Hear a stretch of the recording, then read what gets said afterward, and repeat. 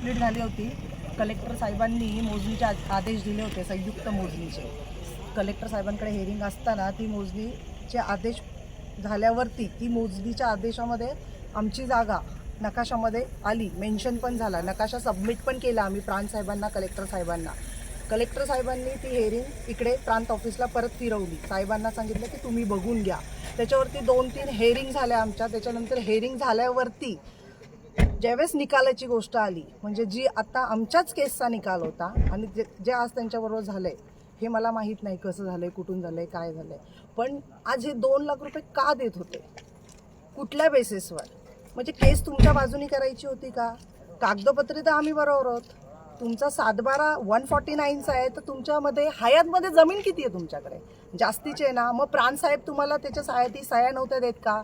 सँक्शनसाठी permission नव्हते देत का? म्हणजे प्रॉब्लेम कुठे आला? तुम्ही पैसे देऊन त्यांच्याकडून परमिशन घेत होते का? ज्या आधी परमिशन घेतल्यात 2002च्या नकाशावरती तुम्ही सँक्शन दिलं. आज प्रांत साहेब तुम्हाला सँक्शन देत नव्हते. प्रांत साहेब सँक्शन देत नव्हते म्हणून तुम्ही त्यांना गेल्या 4-5 दिवस, 7-8 दिवस, 10 दिवस त्यांच्या ऑफिसला कंटिन्यू जात होते. प्रांत साहेबांच्या ऑफिसला का? पैसे देण्यासाठी. का? तर तुमच्या बाजूनी निकाल घेण्यासाठी. का? तर तुम्ही 20 ते 30 कोटी तुमच्या बिल्डिंगला लावो म्हणून ती तुम्ही चुकीच्या गोष्टी सारांना करण्यासाठी तुम्हीच भाग पाडलं. आणि कंटिन्यू असं तुम्ही त्या प्रांत ऑफिसची जर व्हिडिओज काढल्या, म्हणजे दररोज कोण येत होतं साहेबांकडे, सारखं कंटिन्यू साहेबांच्या मागे का लागले होते तुम्ही? जर तुम्हाला आज तुमच्या बाजूनी निकाल भेटत नव्हता. आज 2 वर्ष होत आले त्या सगळ्या गोष्टीला. आम्ही फेऱ्या मारतोय कोर्टाचे. हे कोर्टात जातात, पैसे देतात, मॅनेज करतात, सगळीकडून सगळं मॅनेज करतात. का? पैशाच्या जोरावरती. बिल्डर आहे म्हणून तुम्ही काही करू शकता असं नाहीये. मी पण माझी जमीन आहे मी म्हणून भांडतीये. आज तुम्ही प्रांत साहेबांना पैसे देऊन तुम्ही, याचा अर्थ काय होतोय? तुम्ही तुमच्या बाजूनी निकाल करायला बघत होते का? हेच होतंय ना. तुमच्या बाजूनी प्रांत साहेब निकाल देत नव्हते म्हणून तुम्ही प्रांत साहेबांना पैशाची लाच द्यायला गेले तिथे. आणि हे गेल्या 10 दिवसापासून त्या 15 दिवसापासून जर CCTV काढला प्रांत ऑफिसचा, तर हे स्वतः तिथे किती वेळा गेलेले आहेत हे त्याच्यात रेकॉर्डिंग भेटेल तुम्हाला. हे आज तुम्ही फक्त त्यांनी काही असो, त्यांनी मागितले, तुम्ही दिले, तो अधिकार तुम्ही तुमचं बघा, ते पर्सनल जे का असेल. पण हे तुम्ही 2 लाख कुठल्या संदर्भात देत होते साहेबांना? माझ्या केसचा निकाल होता त्या संदर्भात. का? तर तुम्हाला कुठलेही कंप्लिशन मिळत नाही, मागे बंगल्याचं परमिशन भेटत नाहीये. TP प्लॅनला तिकडे पुण्यामध्ये जातात कंप्लिशन घेण्यासाठी, त्याही परमिशन तुम्हाला भेटत नाही म्हणून तुम्ही प्रांत साहेबांना अडकवायला गेले. का? तर तुम्हाला परमिशन भेटाव्या म्हणून. आणि सगळ्यावर दमदाटी करणार, पैसे देणार आणि तुम्ही मॅनेज करणार आणि मोठे मोठे बोर्ड लावणार, आम्ही हरलो. असं होत नाही. जर पेपर लिगली आहेत, आमचा 7/12 आमच्या नावाने आहे. जर तुमचा 7/12 149चा आहे तर तुमची हयातमध्ये जागा जास्ती का आहे? आणि जर कलेक्टर साहेबांच्या मोजणीच्या आदेशामध्ये दिसतीये जमीन जास्तीची आहे, तर मग ती जमीन जास्तीची आहे तर दिसतीये ना नकाशात. मग तुम्ही ते आदेश पण साहेबांना बदलायला लावताय का? पैसे घ्या आणि आमच्या बाजूनी निकाल द्या, असं होतंय. हे 2 लाख कशासाठी द्यायला गेले तुम्ही? ह्याचा अर्थ काय होतं? तुम्ही पण चुकीचे आहेत म्हणून तुम्ही 2 लाख रुपये द्यायला गेले ना. साहेबांनी 10 मागो, 20 मागो, 40 मागो, तुमच्याकडून वारंवार साहेब पैसे मागत होते असं तुम्ही म्हणताय, बरोबर आहे की नाही? मग तुम्ही देणारे कोण? तुम्ही पण चोरच ना. तुम्ही का दिले मग तुम्ही पैसे देऊन तुमच्या बाजूनी निकाल करून घेता. प्रत्येक जागी जावो तेव्हा हे लोक पैसे देतात आणि मॅनेज करतात, पैसे देतात, मॅनेज करतात. असं होत नाही. ह्यांनी जो रजिस्टर ऑफिस हलवलाय नारायणगावचा, तिथे पण पैसे दिले, कारण तिथलीही आम्ही ऑर्डर आणली होती. बावनकुळे साहेबांनी सरळ सांगितलेलं होतं की सरकारी ऑफिस हे रजिस्टर ऑफिस हे सरकारच्याच जागेत शिफ्ट व्हायला पाहिजे. 1 महिन्यापूर्वी साहेबांची बाईट पण आहे की सरकारी ऑफिस सरकारच्याच जागेत जायला पाहिजे. तरी पण प्रायव्हेटमध्ये गेले का? म्हणजे जिथं पाहिजे तेव्हा तुमचा तिथं स्वार्थ बघता. रजिस्टर ऑफिस आणलं म्हणजे तुमचे गाळे विकले गेले. आज आमचा निकाल होता, त्या निकालाला तुम्ही 2 लाख रुपये का द्यायला गेले बरं?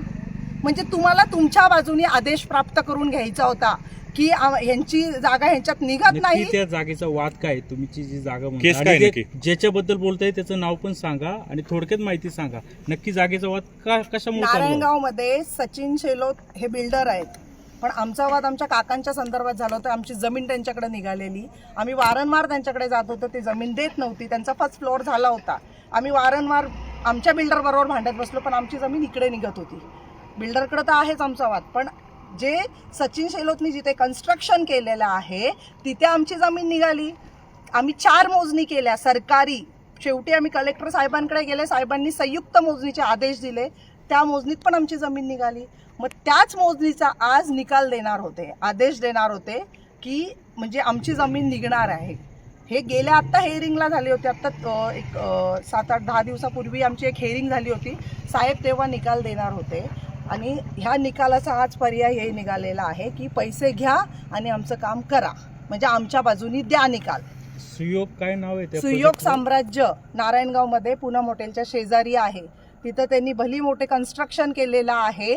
पण तुम्ही जर चेक केलं सचिन शेलोत यांचा जे पेपर्स चेक केले तर 7/12/149चा आहे, ज्याच्यावर मोजणी लावले ती 2002 सालीची लावले.